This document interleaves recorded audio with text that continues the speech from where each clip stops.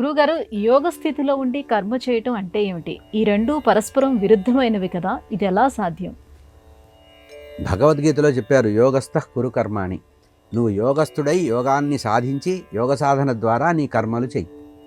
అంటే అర్థం ఏంటంటే, యోగం అంటే చిత్తవృత్తి నిరోధం.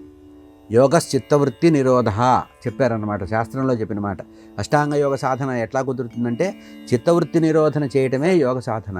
మనం ఏదైనా ఒక పని చేసేటప్పుడు శుద్ధమైనటువంటి మనస్సుతో చేయాలి, సత్వగుణ ప్రధానంగా చేయాలి.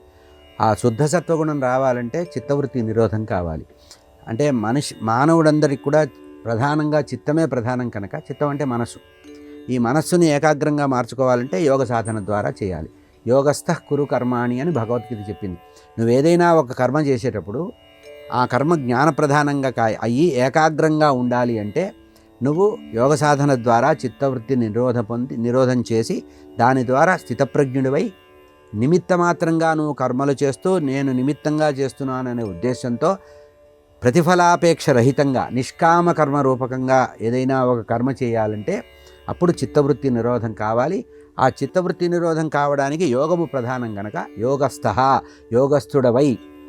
అక్కడ యోగస్థః అంటే యోగస్థుడవై అంటే అర్థం ఏంటంటే, చిత్తవృత్తి నిరోధాన్ని సాధించిన వాడివై, నీ చిత్తము పరిపరి విధాలుగా వెళ్లకుండా ఏకాగ్ర మనస్కుడై శుద్ధ సత్వగుణంతో ఉన్నప్పుడు నువ్వు ఏ కర్మ చేసినా ఫలిస్తుంది.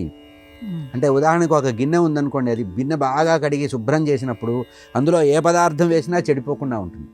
అట్లాగే నీ మనసు కనుక నువ్వు నిర్మలంగా ఉంచి, మనస్సు ఇతర విషయాలతో సంగం ఏర్పడకపోతే నీ నిస్సంగుడమైనటువంటి నువ్వు చేసేటువంటి పని, సంగరహితుడమైనటువంటి నువ్వు చేసే పని, నిస్వార్థంగా చేసేటువంటి పని ఏదైతే ఉందో సరి అయిన ఫలితం ఇస్తుంది. నువ్వు ఏ పని చేసినా కూడా ఆ పని మీదే ఏకాగ్రత రావాలంటే చిత్తవృత్తి నిరోధం కావాలి. అంటే యోగస్థ కురుకర్మ అని అంటే ఏకాగ్ర మనస్కుడై పని చేయమని బ్రాడ్గా చెప్పే అర్థం అది. ఆ ఏకాగ్ర మనసు ఎట్లా వస్తుందంటే చిత్తవృత్తి నిరోధం అయితే వస్తుంది.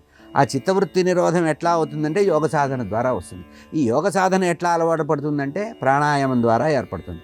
ఈ ప్రాణాయామం ఎట్లా ఏర్పడుతుందంటే రేచక, పూరక, కుంభక అనేటువంటి ప్రాణాయామ పద్ధతుల ద్వారా చిత్తవృత్తి ఏకాగ్రతం అవుతుంది. కనుక ఆ ఏకాగ్ర మనస్సుతో యోగాన్ని సాధించి ప్రాథమికమైనది యోగమే. ఆ యోగము ద్వారా భగవంతుడి యొక్క సంయోగానికి సాధన కుదురుతుంది. కనుక యోగస్థః కురు కర్మాణి, యోగము ద్వారానే నీ యొక్క కర్మలన్నీ కూడా చేయమని భగవద్గీత చేసినటువంటి ఉపదేశం.